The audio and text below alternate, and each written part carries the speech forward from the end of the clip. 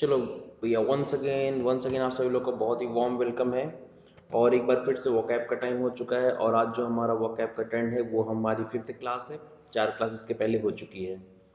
तो स्टार्ट करते हैं विदाउट वेस्टिंग द टाइम, आगे बढ़ते हैं। और आज हमने एक कोट लिया है, एक कोटेशन है। कोटेशन क्या कहता है? कहता है कि द मैन मतलब ऐसा व्यक्ति who has confident in himself, ऐसा व्यक्ति जो अपने आप में क्या है, कॉन्फिडेंट है, gains the confident of others.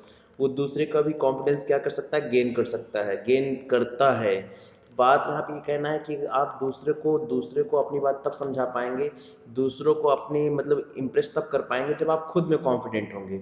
आप अगर खुद में ही कॉन्फिडेंट नहीं हैं तो आप दूसरों से क्या उम्मीद करेंगे कि आप उनको कैसे फॉलो मतलब उनको कैसे समझा पाएंगे, कन्विंस कर पाएंगे।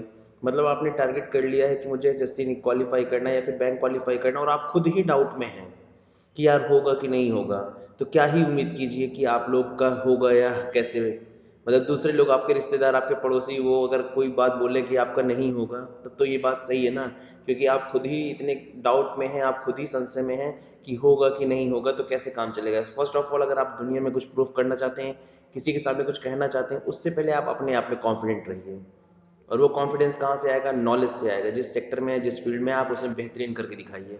और जब आप कुछ बढ़िया करने लगेंगे तो बोलने की जरूरत नहीं पड़ेगी, वो सारी चीज़ें अपने आप होने लगती है ना।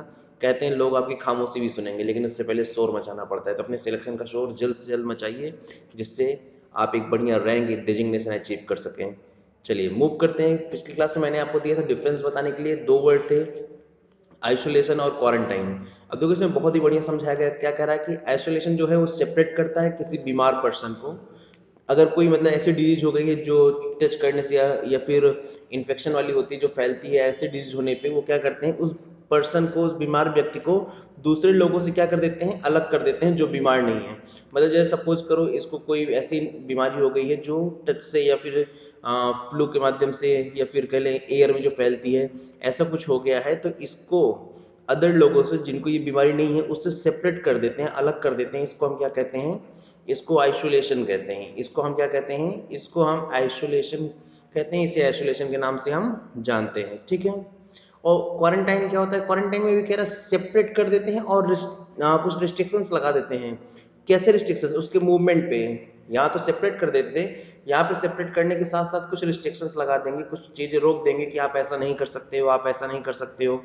जैसे यहाँ पे बात समझो, मैं थोड़ा इजी वे में समझा रहा हूँ। इसको क्या किए, अलग कर दिए, लेकिन ये अभी थोड़ा सा अलग रहेगा लोगों से, लेकिन आ सकता है, जा सकता है।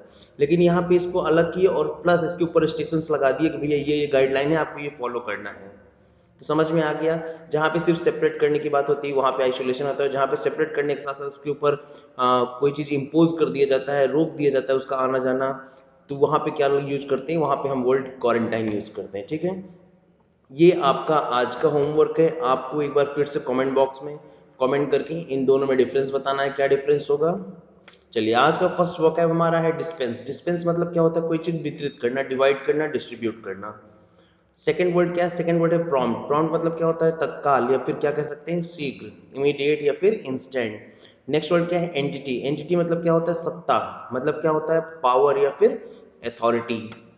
नेक्स्ट वर्ड हमारा क्या है? हमारा कॉन्स्टिट्यूएंट है, मतलब क्या होता है? निर्वाचक व्यक्ति, मतलब ऐसे व्यक्ति जिसको आप क्या करते हैं, सेलेक्ट करते हैं, निर्वाचन करते हैं। एजेंट हो गया, वोटर हो गया, सॉरी निर्वाचक व्यक्ति।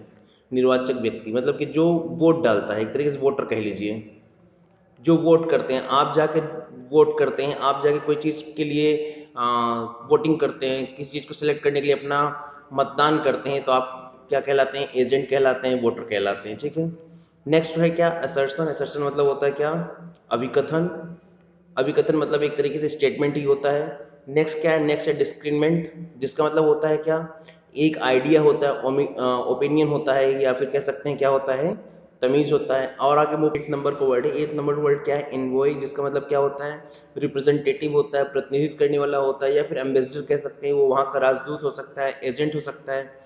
नाइन्थ वर्ड की तरफ मूव करते हैं। नाइन्थ वर्ड हमारा क्या है? नाइन्थ वर्ड हमारा है ऑब्स्टेंसिवली, जिसका मतलब होता है जाहिर तौर पे, या फिर होता है प्रकट तौर पे, मतलब कि जो चीज़ क्लियरली आपको दिखाई देती हो, जो चीज़ क्लियरली आपको क्या करती हो, दिखाई देती हो, ठीक है। और आगे मूव करते हैं तो 10th नंबर पे आते हैं। 10th नंबर हमारा क्या है? 10th number is silver bullet. Silver bullet मतलब होता है a simple solution to a complicated problem, मतलब कि किसी जटिल समस्या का एक साधारण या सरल क्या समाधान। किसी जटिल समस्या का जो हम एक सिंपल सा सॉल्यूशन ढूंढते हैं, एक सिंपल सा समाधान ढूंढते हैं, वो क्या होता है, वो किस प्रेस से जाना जाता है, वो जाना जाता है सिल्वर बुलेट से। मतलब फिर से बता दें, a simple solution to a complicated problem. Next हम मूव करते हैं। नेक्स्ट हम जब मूव कर रहे हैं तो क्या आ गया, read between the lines. Read between the lines का मतलब होता है अंडरस्टैंड, मतलब कि समझना, the hidden meaning, hidden meaning को समझना, जैसे छिपे हुए अर्थ को समझना। जैसे किसी ने आपसे बोल दिया कि यू आर टू गुड, आपसे क्या बोल दिया गया, यू आर टू गुड। तो यहाँ पे हमको पता होता है टू मतलब हद से ज़्यादा होता है, और हद से ज़्यादा जो चीज़ होती है वो कैसी होती है, नेगेटिव होती है। मतलब यहाँ पे आपको तारीफ नहीं कर रहा, वहाँ यहाँ पे आपको ताना मार रहा है कि तुम अच्छे नहीं हो, तुम कुछ हद से ज़्यादा ही अच्छे हो, मतलब कुछ ज़्यादा ही अच्छे हो। तो यहाँ पे टू गुड की जगह हम क्या लिख सकते हैं, हम शो गुड लिख सकते हैं, या फिर क्या लिख सकते हैं, वेरी गुड लिख सकते हैं। तो यहाँ पे समझ में आया, अगर वो टू गुड कह रहा है दैट्स मीन वो आपको कुछ इंडिकेट कर रहा है, आपको वो ताना एक तरीके से मार रहा है। तो ये बात आपको यहाँ पर समझनी चाहिए, ठीक है। चलिए, इसी के साथ आज के सेशन को हम लोग एंड करते हैं। और भैया आपको जो होमवर्क दिया गया है वो आप लोग कमेंट बॉक्स में बताइएगा फिर से। Keep smiling, keep signing and keep learning also. Thank you so much guys.